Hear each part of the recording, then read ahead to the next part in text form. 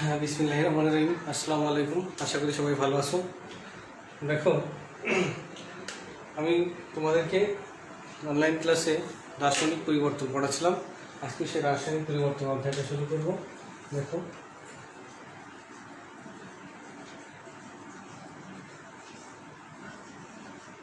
রাসায়নিক পরিবর্তন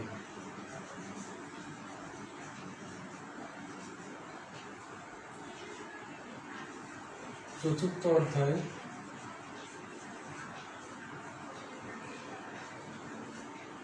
রাসায়নিক পরিবর্তন চতুর্থ অধ্যায়, প্রথম পত্রের চতুর্থ অধ্যায়। এটা খুবই গুরুত্বপূর্ণ অধ্যায়, তোমরা জানো, এবং অনেক বড় অধ্যায়টা, এবং বিস্তারিত আলোচনা করতে অনেকদিন সময় লাগবে আমাদের। তোমরা ধৈর্য ধরে আশা করি থাকবে এবং ক্লাসগুলো করার চেষ্টা করো। দেখো, গতদিন আমরা করেছিলাম যে বাফার দ্রবণ, অম্লীয় বাফার এবং ক্ষারীয় বাফার দ্রবণের, অম্লীয় বাফার এবং ক্ষারীয় বাফার দ্রবণের কি ক্রিয়া কৌশল দেখেছিলাম। এখন দেখা যাচ্ছে কি, আমরা দেখবো যে বাফার দ্রবণের পিএইচ নির্ণয় কীভাবে করব, সেই সমীকরণটা কীভাবে নির্ণয় করব আমরা। মানে অম্লীয় এবং ক্ষারীয় বাফার দ্রবণের পিএইচ নির্ণয়ের হ্যাসেলবার্গ হেন্ডারসন সমীকরণ আছে, সেই সমীকরণটা আমরা আগে নির্ণয় করব। তারপর আমরা বাফার দ্রবণের ম্যাথমেটিক্যাল টার্মটা দেখবো আজকে। দেখো, প্রথমে আমরা দেখব কি অম্লীয় বাফার দ্রবণের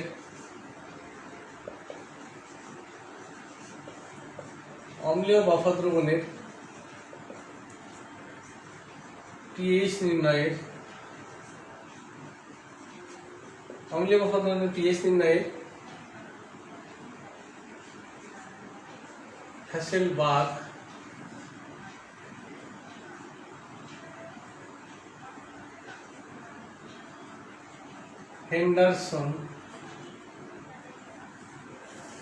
হ্যাসেলবার্গ হেন্ডারসন সমীকরণ।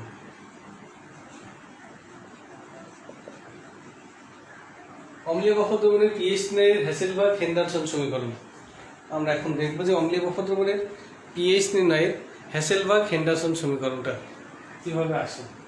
দেখো, অম্লীয় বাফার দ্রবণ কি?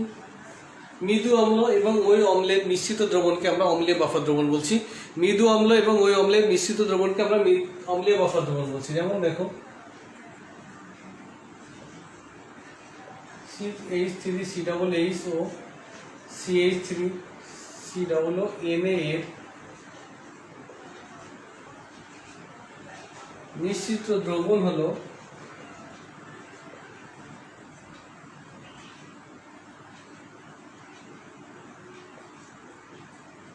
অম্লীয়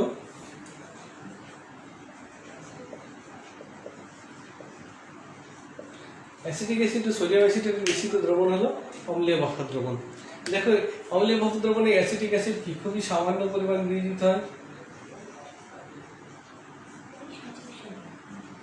CH3 অ্যাসিটেট আয়ন আর হাইড্রোজেন আয়ন উৎপন্ন করে, আর লবণটা কি সম্পূর্ণরূপে আয়নিত হয়।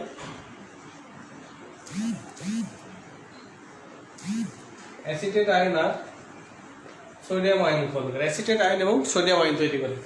দেন ভর ক্রিয়ার সূত্র বলে মৃদু অম্লের ক্ষেত্রে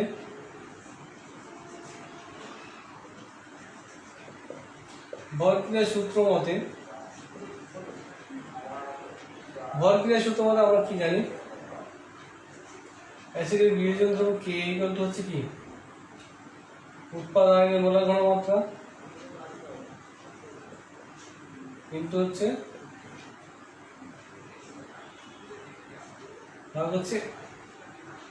বিক্রিয়কের মোলার ঘনমাত্রা। উৎপাদের মোলার ঘনমাত্রা মানে বিক্রিয়কের মোলার ঘনমাত্রা। দেখো, এটাকে আমরা কি লিখতে পারি, বা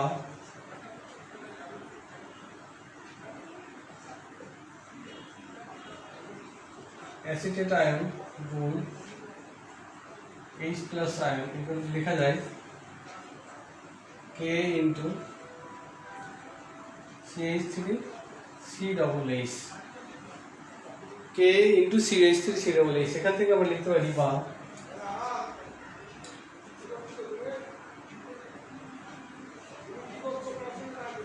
হাইড্রোজেন আয়ন ইকুয়াল টু হচ্ছে কি K into CH3COOH acetate ion acetic acid into হচ্ছে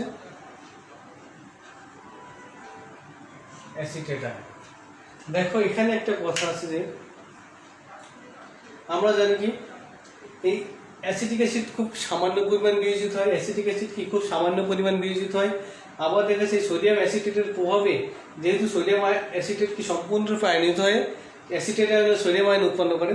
আমরা জানি যখন দুটি যৌগ কোনো দ্রবণে একই আয়ন উৎপন্ন করে তার মধ্যে তীব্র তড়িৎ বিশ্লেষণের কারণে মৃদু তড়িৎ বিশ্লেষণের বিয়োজের মাত্রা আরও হ্রাস পায়।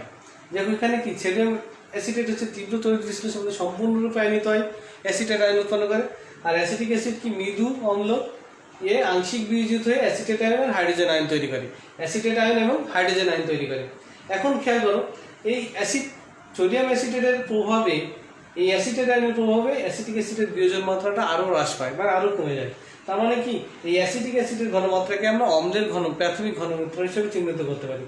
আর এখানে এই যে সোডিয়াম অ্যাসিটেট লবণ আয়নিত হয়ে যে অ্যাসিটেট আয়ন তৈরি করছে এই অ্যাসিটেট আয়নকে আমরা লবণের ঘনমাত্রা লিখতে পারি। সেই কথাটা এখন লিখবো। দেখো H প্লাস ইকুয়াল হচ্ছে Ka গুণ অম্ল বাই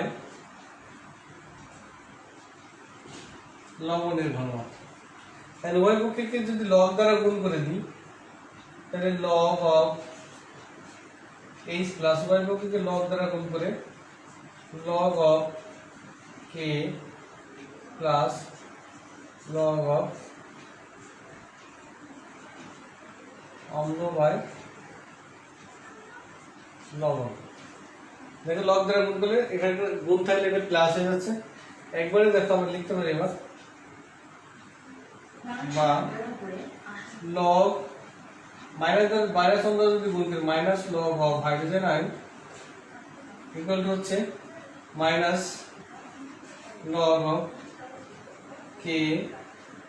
এখানে মাইনাস দিলে কি হচ্ছে মাইনাস লগ অম্ল বাই লবণ। এখন এটাকে যদি উল্টে নিই আমরা তাহলে একবারে প্লাস দিতে পারি, আমরা প্লাস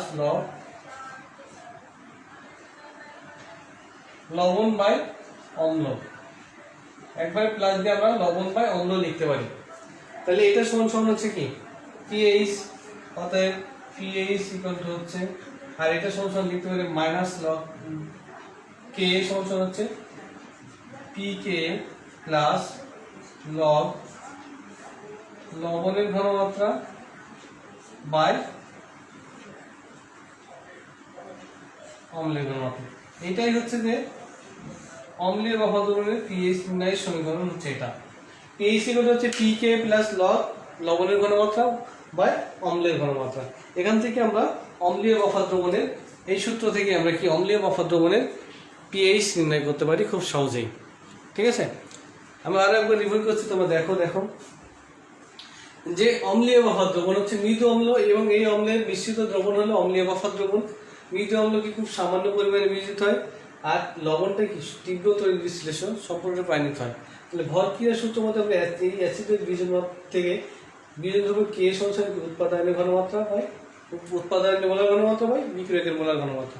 এখান থেকে আমরা এটা নিয়ে আসার পরে কি আমরা এটাকে যেহেতু অ্যাসিটিক অ্যাসিড খুব কম পরিমাণে বিয়োজিত হয় আবার তীব্র তড়িৎ বিশ্লেষণ সোডিয়াম অ্যাসিটেটের প্রভাবে এর অ্যাসিটিক অ্যাসিডের বিয়োজন মাত্রা কিন্তু আরও কমে যায়। তাই কি অ্যাসিটিক অ্যাসিডের ঘনমাত্রাকে আমরা অম্লের ঘনমাত্রা হিসেবে চিহ্নিত করতে পারছি। আর হচ্ছে সোডিয়াম অ্যাসিটেটের যা ঘনমাত্রা অ্যাসিটেট আয়নের ঘনমাত্রা কিন্তু তাই নয়। তাই লবণের ঘনমাত্রা মানে অ্যাসিটেট আয়নের ঘনমাত্রাকে আমরা লবণের ঘনমাত্রা হিসেবে লিখতে পারি। তারপর কি আমরা উভয় পক্ষকে লগ দ্বারা গুণ করেছি, লগ এইচ প্লাস সমান লগ কে প্লাস লগ অম্ল বাই লবণ। Log H plus equal to হচ্ছে লগ কে প্লাস লগ লবণ বাই অম্ল, বা এখানে মাইনাস অম্ল দ্বারা গুণ করলে minus log H plus minus log K minus log অম্ল বাই লবণ ছিল, এখানে লবণ বাই অম্ল করে দিলাম, এখানে প্লাস চলে আসলো।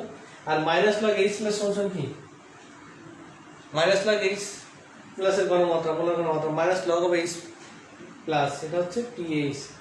কোনো দ্রবণের হাইড্রোজেন আয়নের মোলার ঘনমাত্রা ঋণাত্মক লগারিদমকে পিএইচ বলি। আর মাইনাস লগ কে সমান পিকে লিখতে পারি আর প্লাস লগ লবণ বাই অম্ল। এটা হচ্ছে অম্লীয় বা দ্রবণের পিএইচ নির্ণয়ে হেসেলবার্গ-হেল্ডারসন সমীকরণ। এবার দেখবো আমরা ক্ষারীয় বা দ্রবণের পিএইচ নির্ণয়ে হেসেলবার্গ-হেল্ডারসন সমীকরণ। দেখো এবার লিখবো আমরা কি ক্ষারীয় বা দ্রবণের পিএইচ নির্ণয়ে হেসেলবার্গ-হেন্ডারসন সমীকরণ।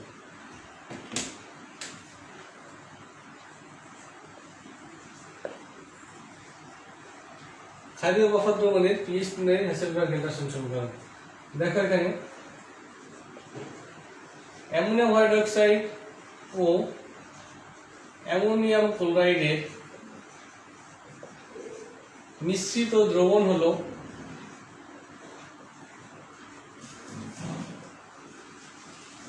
অ্যামোনিয়াম হাইড্রোক্সাইড ও অ্যামোনিয়াম ক্লোরাইডের মিশ্রিত দ্রবণ হলো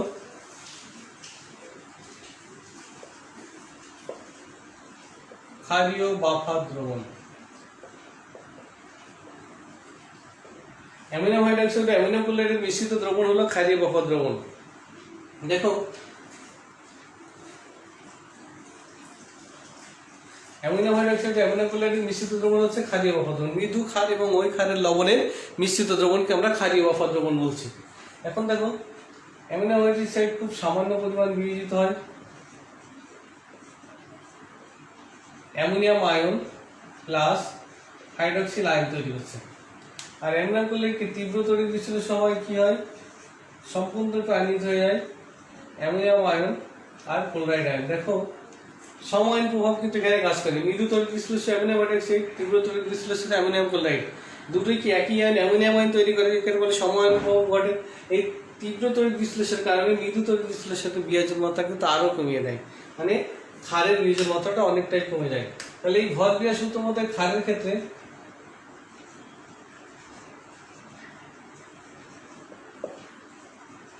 ভর ক্রিয়া সূত্র মতে কেবি সমান হচ্ছে অ্যামোনিয়াম আয়নের মোলার ঘনমাত্রা কিন্তু হচ্ছে হাইড্রক্সিল আয়নের মোলার ঘনমাত্রা বা হচ্ছে অ্যামোনিয়াম হাইড্রক্সাইডের মোলার ঘনমাত্রা, বা এটাকে আমরা লিখতে পারি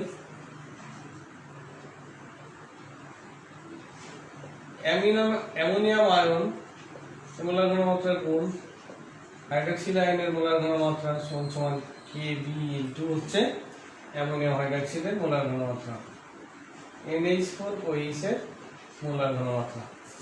দেখ এখান থেকে আমরা লিখতে পারি বা হাইড্রক্সিল আয়নের মোলার ঘনমাত্রা ইকুয়াল টু সমান হচ্ছে Kb ইনটু অ্যামোনিয়াম হাইড্রক্সাইডের মোলার ঘনমাত্রা ভাগ হচ্ছে অ্যামোনিয়াম আয়নের মোলার ঘনমাত্রা। দেখো ওই একই কথা আগের বার যেটা দেখলাম যে ক্ষারীয় বা অম্লীয় বাফার দ্রবণের ক্ষেত্রে একই কথা বলবো আমরা এখানে, যে এই তীব্র তড়িৎ বিশ্লেষ্য অ্যামোনিয়াম ক্লোরাইডের প্রভাবে কি হচ্ছে, অ্যামোনিয়াম হাইড্রক্সাইডের বিয়োজন মাত্রা কিন্তু আরো কমে যায়। মানে অ্যামোনিয়াম হাইড্রক্সাইডের ঘনমাত্রাকে আমরা ক্ষারের ঘনমাত্রা লিখতে পারি, আর অ্যামোনিয়াম ক্লোরাইডকে সম্পূর্ণরূপে আয়নিত হয়ে অ্যামোনিয়াম আয়ন তৈরি করে। কারণ অ্যামোনিয়াম ক্লোরাইডের ঘনমাত্রাকে আমরা মানে অ্যামোনিয়াম আয়নের ঘনমাত্রাকে আমরা লবণের ঘনমাত্রা লিখতে পারি। তাই আমরা এখানে লিখতে পারি যে দেখো OH মাইনাস সমান হচ্ছে Kb into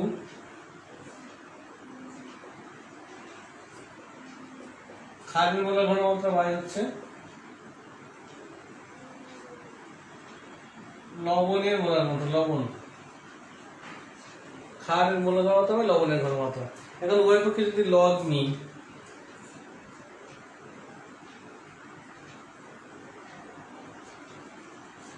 log of OH minus হচ্ছে log of Kb plus log of ক্ষারের ঘনমাত্রা বাই লবণের ঘনমাত্রা। এখন যদি এটাকে মাইনাস 1 দ্বারা গুণ করি উভয় পক্ষকে, minus log of OH minus minus log of Kb। দেখো এখানে মাইনাস দিলে কি হচ্ছে, আর মাইনাসটা আবার যদি উল্টে দিই তাহলে মাইনাস মাইনাস প্লাস হয়ে গিয়ে log প্লাস log লবণ বাই ক্ষার লিখতে পারি আমরা এখানে। দেখো এইটুকু সমান POH আর এটা সমান PKb লিখতে পারি, বা PH সমান PKb প্লাস log POH, এটা হচ্ছে POH হাইড্রোক্সিলাইনের মোলার ঘনমাত্রা মানে পিওএইচ লগ অফ লবণের মোলার ঘনমাত্রা বাই ক্ষারের মোলার ঘনমাত্রা। এখন পিওএইচ সমান পিএইচ প্লাস পিওএইচ সমান কি জানি 14, অর্থাৎ পিওএইচ সমান কি লিখতে পারি আমরা 14 মাইনাস পিএইচ, এটা লিখতে পারি না যে পি মানে স্কেলটা হচ্ছে পিএইচ প্লাস পিওএইচ সমান হচ্ছে 14 পিএইচ স্কেল, তাহলে পিওএইচ সমান 14 মাইনাস পিওএইচ লিখতে পারি। তাহলে আমরা এখানে লিখে কি বা 14 মাইনাস পিএইচ সমান হচ্ছে পিকেবি প্লাস লগ লবণ বাই ক্ষার, লবণ বাই ক্ষার লিখলাম। এখন দেখো এটা কিন্তু দুই পাশে পিএইচ প্লাস হয়ে যায় আর 14 সাথে এই তিনটা দুটো জিনিস মাইনাস হয়ে যায়, তাহলে একবারে লিখতে পারি আমরা কি, অর্থাৎ পিএইচ সমান 14 মাইনাস পিকেবি মাইনাস লগ লবণ বাই অম্ল। এটাই হচ্ছে ক্ষারীয় বাফার দ্রবণের পিএইচ নির্ণয়ের সমীকরণ। এটি হচ্ছে ক্ষারীয় বাফার দ্রবণের পিএইচ নির্ণয়ের সমীকরণ। এটা হচ্ছে ক্ষারীয় বাফার দ্রবণের পিএইচ নির্ণয়ের সমীকরণ। দেখো তাহলে এখানে আরেকবার দেখাচ্ছি আমি তোমাদেরকে যে ক্ষারীয় বাফার দ্রবণ কি, মৃদু ক্ষার এবং ওই ক্ষারের লবণের মিশ্রিত দ্রবণকে হচ্ছে ক্ষারীয় বাফার দ্রবণ। যেমন ammonium hydroxide ammonium ion hydroxyl ion তৈরি করছে, আবার অ্যামোনিয়াম করলে কি অ্যামোনিয়াম আয়ন আর ক্লোরাইড আয়ন তৈরি করে। এখন দেখো ভরক্রিয়া সূত্র মতে এই ক্ষারের ক্ষেত্রে কেবি সমান উৎপাদনের মোলার ঘনমাত্রা বা বিক্রিয়কের মোলার ঘনমাত্রা। তাহলে আমরা এভাবে লিখতে পারি, এটা এখান থেকে এখানে লিখতে পারলাম, এটা লিখলাম। লিখে দেখো এখানে আমরা এই যেহেতু অ্যামোনিয়াম হাইড্রোক্সাইডের ঘনমাত্রাকে আমরা ক্ষারকের ঘনমাত্রা আর অ্যামোনিয়াম আয়নের ঘনমাত্রাকে লবণের ঘনমাত্রা লিখতে, এর আগে বলেছি আমি, সেটাকে আমরা লিখলাম লবণ বাই ক্ষার বাই লবণ। এখন আমরা লগ দ্বারা উভয়কে গুণ করলাম, তার মাইনাস দ্বারা ঘন দ্বারা গুণ করলাম, করার পরে আমরা পিওএইচ সমান এটা পেয়েছি এবং পিএইচ সমান পিওএইচ সমান 14 মাইনাস পিএইচ আমরা জানি, পিওএইচ সমান 14 মাইনাস পিএইচ। এখানে লিখলাম আমরা, এখান থেকে আমরা পিএইচ মান করলাম 14 মাইনাস পিকেবি মাইনাস লগ লবণ বাই লবণ বাই ক্ষার হচ্ছে, লবণ বাই হচ্ছে এখানে ক্ষার। এটাই হচ্ছে অম্লীয় এই ক্ষারীয় বাফার দ্রবণের পিএইচ নির্ণয়ের হেসেলবার্গ ফেল্ডারসন সমীকরণ। অনেকবার কিন্তু এটা পরীক্ষা এসছে, হেসেলবার্গ ফেল্ডারসন সমীকরণ ক্ষারীয় বাফার দ্রবণের ক্ষেত্রে এসছে।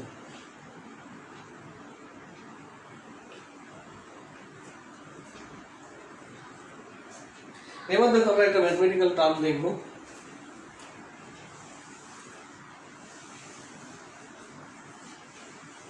এই যে বাফার দ্রবণের পিএইচ নির্ণয়ের সমীকরণের ম্যাথ দেখবো আমরা এখন।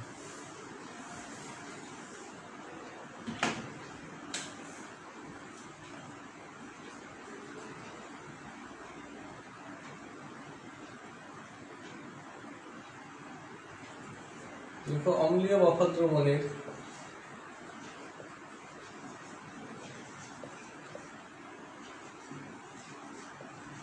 অম্লীয় বাফার দ্রবণে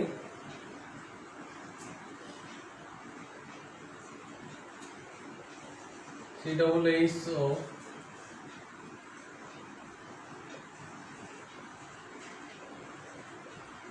এর ঘনমাত্রা যথাক্রমে 0.1 m ও 0.02 m হলে অম্লীয় বাফার দ্রবণের অ্যাসিটিক অ্যাসিড ও সোডিয়াম অ্যাসিটেটের ঘনমাত্রা যথাক্রমে এত হলে উক্ত বাফার দ্রবণের পিএইচ নির্ণয় করো।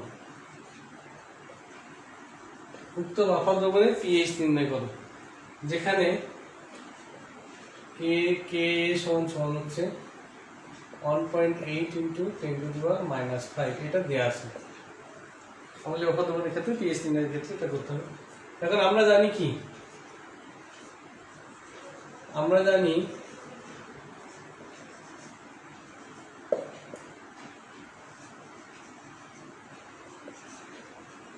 অম্লীয় বাফার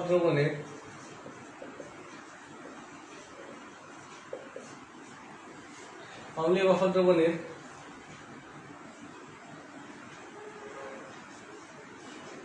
এই সমান কি পিকে প্লাস লগ লবণের ঘনমাত্রা ভাগ হচ্ছে অম্লের ঘনমাত্রা। তাহলে এখানে দেখো দেওয়া আছে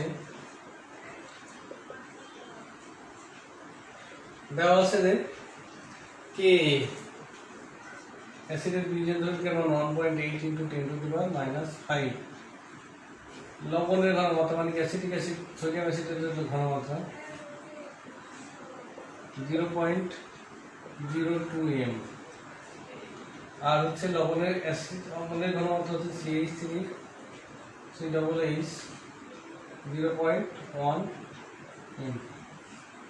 এখন বা pH সমান হচ্ছে minus log K plus log NaH বা pH সমান হচ্ছে minus log of 1.8 × 10⁻⁵ plus log 0.02 ভাগ হচ্ছে 0.1। এটার মান বের করবো আমরা।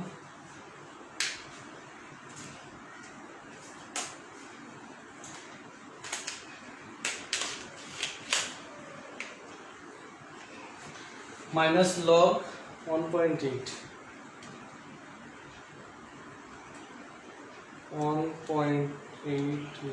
10⁻⁵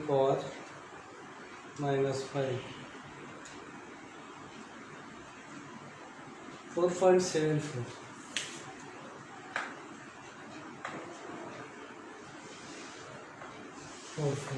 প্লাস log of 0.02 ভাগ 0.1 মাইনাস 0.69। তার মানে এখানে মাইনাস চলে আসে 0.70। দেখো মাইনাস